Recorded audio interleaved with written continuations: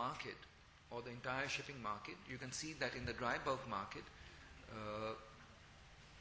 we are placed in the dry cargo space.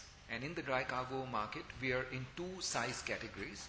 One is the small handy size sector, the 10 to 30,000 size range, and then the supramax sector, where the ships are between 50 and 60,000 tons each. So please keep in mind that we don't carry any containerized cargoes, neither do we carry any liquid cargoes. All we carry are dry bulk commodities.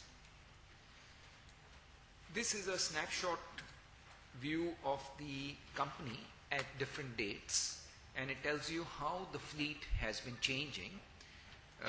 For example, if you look as of the beginning of last year, we had 21 ships. The average age was 15 and a half, and the average size was 25,000. If you come to the current position, that's the latest as of the 26th of October, we have 34 ships with us. The average age has come down to 11 years. So instead of growing older, our fleet has become younger, and the average size has gone to 31,300.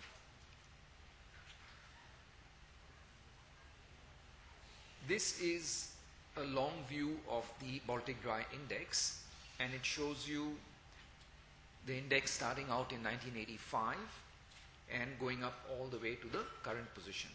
So if you have a look at the index, you can see that up to and including 2002 or 2003, the index was fairly normal. Post 2003 up to 2008, you could see that we had a super cycle. And after 2008, the market has more or less come back to more of a normalized cycle.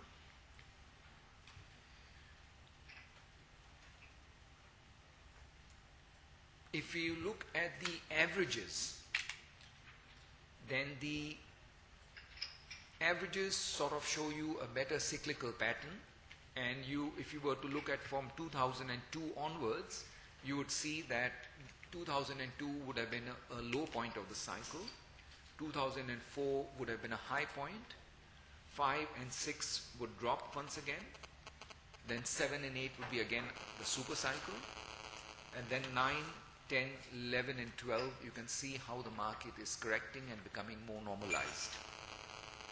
Now, if you look at the average for 2012, it's very, very similar to what happened in the mid-1980s when we had the last great recession in shipping, in dry bulk shipping. So you can see that we are today at the earnings level of what was prevailing in 1985, 1986, 1987. But the cost structure today is roughly 4 times more expensive than it was in the mid-1980s. So the pain being felt by the ship owners is extreme in today's earning environment. This slide gives you a picture of the demand side of the equation, and from this you can see, if you look at the extreme right hand side column, you can see that iron ore is roughly 1/3 of the market share.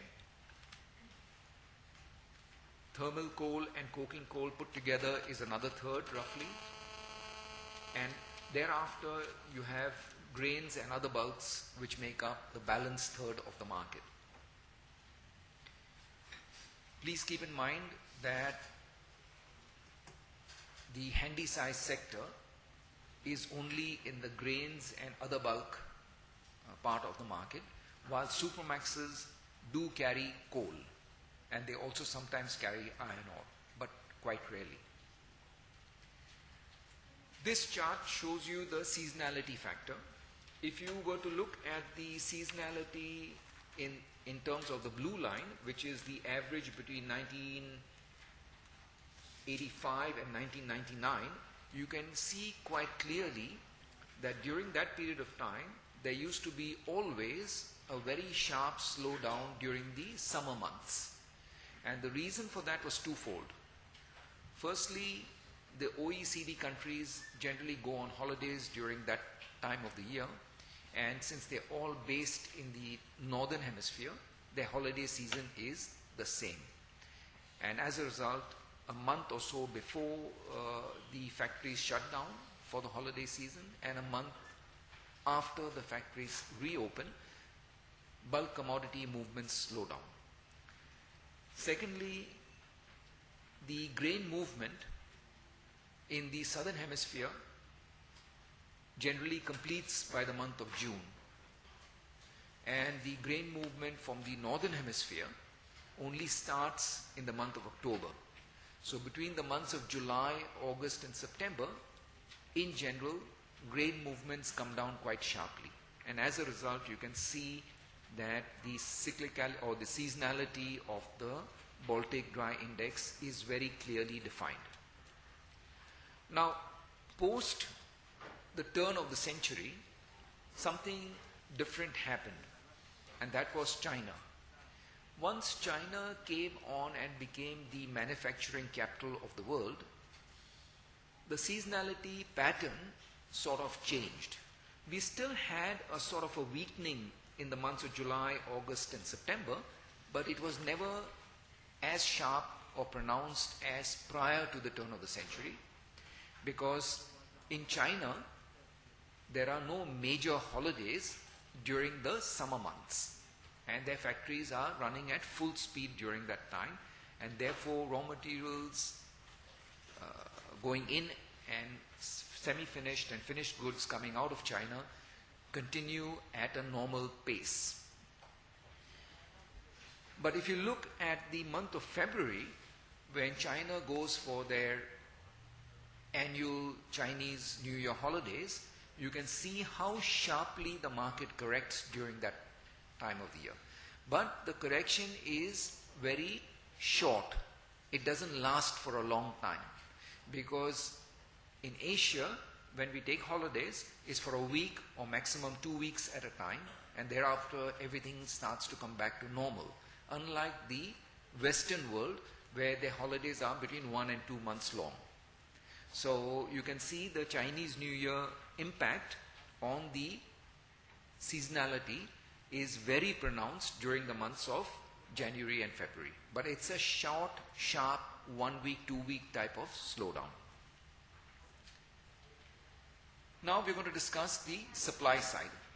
So if you look at the supply side and look at the slide that I've put up for you, the first takeaway is that as of the end of the third quarter, there were 10,305 ships in the world in the dry bulk space. The average age was just 10.7 years. The total deadweight tons had increased from 622 million tons at the beginning of the year to 677 million tons by the end of the third quarter. And the average size of the ship had now reached 66,000 tons almost.